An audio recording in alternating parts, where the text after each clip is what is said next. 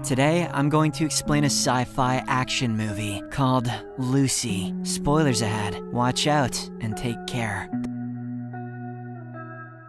The movie opens in the bustling downtown of Taipei, where a beautiful young girl named Lucy is having a conversation with her boyfriend Richard. The duo is standing just outside the 5-star Regent Hotel, and they look extremely shabby. That is because they were partying hard until late in the morning. In fact, Lucy met Richard for the first time only a few weeks ago, and that was in a club too. Currently, this new couple seems to be having an argument about something. Richard is holding a gray suitcase, and rather suspiciously, handcuffs along with it. He wants Lucy to go into the Regent Hotel lobby and deliver the suitcase to someone named Mr. Jang. He says it contains simple documents and the whole task will barely take 2 minutes. However, she has no interest in delivering anything for anyone. Lucy even asks why Richard won't do it himself if the work is so simple. The latter makes up an excuse, saying he has been in and out of the hotel several times in the past few weeks. Lucy immediately points out that it shouldn't matter how many times he has visited, as long as he has got a valid reason to go in. She takes his stupid hat off, and he looks like a greasy bastard under there. Upon hearing this, Richard finally accepts that he isn't on the best of terms with Mr. Jang, which is why he wants her to go in. Lucy once again declines, saying she is extremely hungover and has an exam to study for. But an increasingly desperate Richard reveals that he gets $1,000 to deliver the briefcase. If she goes in and hands over the briefcase for him, he will pay her $500. Upon hearing this, Lucy realizes that there must be something important in the briefcase. Nonetheless, she declines, but just as she's walking away, Richard does something unexpected. He grabs her hand and handcuffs her wrist to the briefcase. An enraged Lucy asks him to open the handcuffs, but he reveals that the key is with Mr. Jang. With no other option left, Lucy walks into the hotel and heads straight to the reception. She awkwardly asks to meet Mr. Jang, and the receptionist promptly relays the info to Mr. Jang through the phone. The receptionist then asks her name, and instead of giving a straight answer, she says Richard sent her with a briefcase. It is obvious that she doesn't want to give them any personal info, but the receptionist just won't let it go. She eventually gives in and says her name is Lucy. This is when several things go wrong at the same time. Richard, who is hanging by the hotel's main entrance, is shot dead on the spot. He hadn't been in Game of Thrones yet at this point, so he wasn't famous enough to make it through the first scene. A shocked Lucy looks around in disbelief, only to notice 4 huge and dangerous-looking men approaching her. They soon arrive at the front desk, bribe the receptionist to keep his mouth shut, and drag Lucy into the lift with them. Moments later, the men take her to the top floor, where Mr. Jang's office is located. Lucy immediately notices 2 bloodied corpses on the floor, and can't help but to throw up. Mr. Jang, whose hands are covered in blood, soon comes out and begins talking to his men in Korean. Lucy has no idea what he is saying, and desperately tries to explain her side of the story. However, Mr. Jang calmly calls one of his men on the phone, and asks him to act as a translator. He writes down a number on the piece of paper, which he explains is the code to open the briefcase. Mr. Jang then walks to the next room and asks his men to arm themselves with guns and shields. It is obvious that he doesn't trust Richard and thinks the briefcase might contain explosives. Through the translator, he offers Lucy 2 choices: open the briefcase or die. The poor woman cautiously opens it, only to find 4 plastic pouches filled with a strange blue powder. Mr. Jang then returns to the room alongside a drugged up man. The junkie is made to sit in front of Lucy and forced to snort some of the blue powder. Barely a few seconds later, he briefly convulses and then starts laughing maniacally.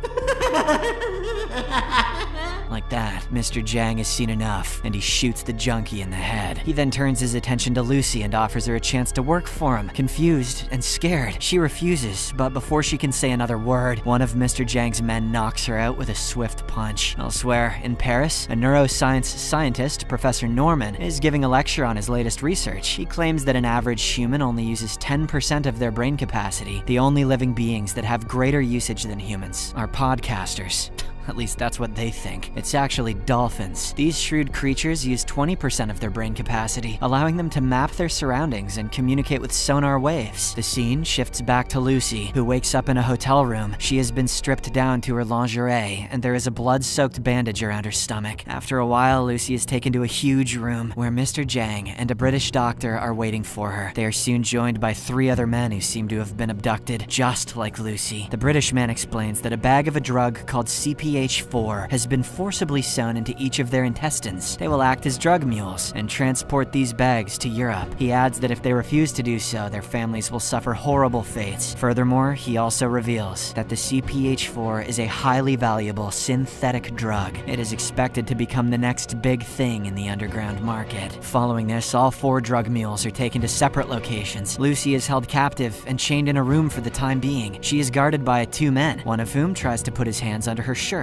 When that extra came to work today, he did not know he'd be touching Scarlett Johansson's boobie. When Lucy smacks his hand away, the thug loses his calm. He starts kicking her in the abdomen, right around the region where the CPH-4 bag is placed. This causes a large amount of the drug to be released into her blood flow. Suddenly, Lucy's body starts to be thrown all over the room on its own. She is lifted up to the ceiling, only to fall back to the floor within a few seconds. Back at the lecture, Professor Norman explains that if humans can access 20% of their brain capacity, they may be able to control every cell of their own body. If humans manage to access 40%, they may be able to control other people's thoughts and manipulate matter as they wish. Upon hearing this, a curious student asks what would happen if humans could access 100%, which is an obvious question, but Norman acts like it's the best damn question he's ever heard. He thinks about it for a while and replies that he has no idea. When the scene shifts back to Lucy, we see that she is well awake with her eyes glowing blue and sitting up straight as if nothing happened. A thug comes to check on her, but she suddenly traps his arm with her thighs. She knocks him out in the blink of an eye and steals the key as well as his gun. Lucy then heads outside and swiftly kills all the remaining thugs. Once everyone guarding her is dead, she sits down and devours whatever food she can find. She then notices she's been shot in the shoulder, but it doesn't affect her movement. Having access to your brain turns you into the Terminator. Next, she comes out of the building and sees 2 taxi drivers. She asks if one speaks English, and he says no, so she puts a cap in his ass. She then turns to the other and says, "What about you, you little bitch?" And he says,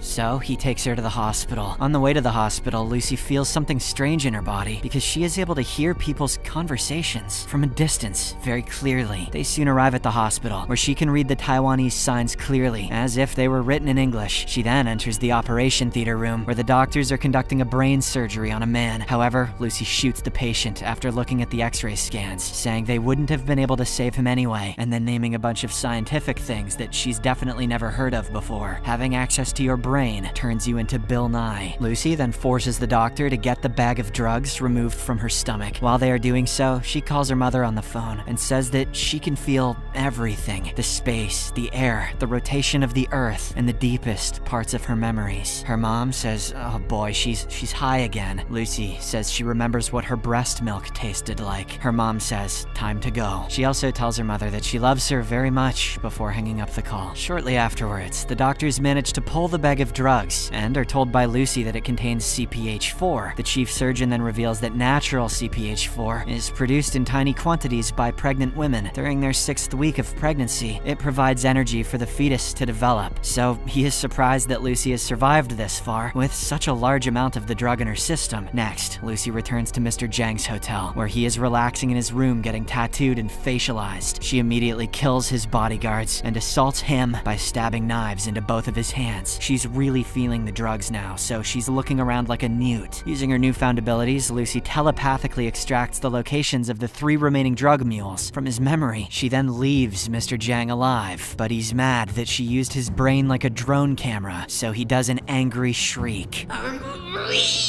After a while, Lucy goes back to her apartment and meets her roommate, Caroline. She borrows her laptop and begins viciously researching everything about her current condition. She's opening tabs at light speed, like a 10-year-old discovering Fortnite Rule 34 for the first time. Having access to your brain makes your computer faster. This leads her to find Professor Norman, whose research on human neurons may be the key to saving her. Lucy immediately contacts him and reveals what she is experiencing right now. She says that she has reached up to 20% brain capacity, making her both ruthless as well as devoid of any emotion. To prove her point, she manipulates electronic waves and projects her live video on the TV in Norman's hotel room. Following this, the duo chats for a while and then comes to the conclusion that they should meet in exactly 12 hours. Right before leaving the apartment, Lucy tells Caroline that her kidney and liver will soon be damaged if she doesn't make major lifestyle changes. In the meantime, the news of Lucy's weird behavior at the hospital is spread all over the media, so she changes her hair color and style before boarding a flight to Paris. Paris. At the same time, she also contacts Interpol officer Pierre Del Rio to help her find the remaining 3 packets of drugs. She gives him all the information and precise details, which helps the Interpol to catch all of the drug mules in a matter of hours. During the flight to Paris, Lucy continues her research, furiously searching the internet for any information about her condition. She's using 2 computers at the same time now. Having access to your brain turns you into a 90s Hollywood computer hacker. The flight attendant soon asks her to turn off the laptops, but Lucy ignores her and asks for a glass of champagne instead. Unfortunately, her body starts to disintegrate as her cells destabilize from consuming the champagne. Lucy immediately runs to the bathroom where her body starts to turn into dust pretty quickly. To stave off her disintegration, she pulls out the remaining CPH4 and snorts it all at once. This restores her to normalcy, but she ends up passing out. A few moments later, Lucy wakes up in a hospital room in Paris. Pierre, several other police officers, and doctors are waiting for her to wake up right outside her room. Lucy immediately gets up, leaves the room, and makes everybody in the lobby, except Pierre, pass out like they're at a Diddy party. She then removes the bullets from Pierre's gun and asks him to take her to where the drug mules were previously secured. During the trip, Lucy uses her power to see the phone signals that are traveling in and out of the city. She sorts through individual signals and manages to overhear the conversation of a man named G, who is Mr. Jang's top henchman. He is about to go to the hospital, where the 3 drug mules are currently being kept. With this information, Lucy takes over Pierre's car and drives him maniacally through the streets. Unfortunately, G with his armed men have already arrived at the hospital, and it doesn't take them long to find the other drug mules. The thugs take them to a room and cut out the bags of drugs from their intestines after brutally killing them. But just as G and his men are about to escape with the drugs, Lucy arrives at the hospital. She is now operating at a brain function at 60%, which allows her to move them around the hall without even touching them, turning them into little sea monkeys trying to hump the ceiling. Lucy even prevents G from escaping by creating some kind of invisible wall around him. Eventually, she freezes him and retrieves the drugs before leaving the hospital along with Pierre. He doesn't want to follow her, but she kisses him. Up top, he is freaking out, but in his pants, he is peeking out, so he decides to follow. Outside, Mr. Jang notices Lucy in a police car and orders his men to follow the vehicle. The duo soon meets Norman and his colleagues at a laboratory. Lucy then starts to reveal everything she has learnt, thanks to her unusually high brain power. Meanwhile, Mr. Jang and his men infiltrate the place and start shooting at the security guards. Back in the laboratory, Lucy discusses the nature of time and how people's humanity distorts their perceptions. She then urges them to intravenously inject her with the contents of all 3 remaining bags of CPH4. Lucy knows that her body cannot sustain this advanced level of brain activity, thus, she wants to push her brain to 100% before she inevitably dies. Soon, her brain power goes to 70%, and her body changes into a black fluid-like substance. It begins to spread over computers and other electronic objects in the lab. It is obvious that Lucy is downloading every bit of her knowledge into these computers. She soon begins to manipulate matter in such a way that it erases everything in the lab, leaving the scientists standing in a white space. "Oh no," says Morgan. "I've seen what that Willy Wonka fuck does in this place." Lucy then transforms all of the electronic objects into a single, next-generation supercomputer. On the other side, Mr. Jang and his men are overwhelmed by the police. He is so desperate to get to Lucy that he orders G to blow up the lab's door using a rocket launcher. Luckily, Lucy manages to transfer her consciousness thousands of miles away to Times Square. She then mentally begins a space-time journey into the past, using a wave of her hand. This journey starts from early 20th century New York and eventually reaches right in front of the oldest discovered ancestor of mankind. The 2 touch tips, sending Lucy all the way to the beginning of time and witnessing the Big Bang. However, Mr. Jang, who has now entered the lab, slowly points his gun at Lucy's head. He shoots, but by that point, Lucy has reached 100% of her brain capacity. Her physical body promptly disappears, integrating her consciousness into the space-time fabric. Either that, or she's naked somewhere. She only leaves her clothes and the black supercomputer behind. A frustrated Mr. Jang is about to shoot the scientists when suddenly Pierre enters the lab and saves the day. The Interpol officer shoots Mr. Jang, killing him on the spot. As the movie draws to an end, the supercomputer disintegrates and morphs into a black flash drive. Professor Norman grabs it and realizes that it contains all the secrets of our universe. A devastated Pierre asks the professor where Lucy is, and right on cue, receives an SMS that reads, "I am everywhere." Stay tuned for the sequel, in which a Gen Alpha who calls himself the Rizzler does the drug and realizes how fucking stupid he is.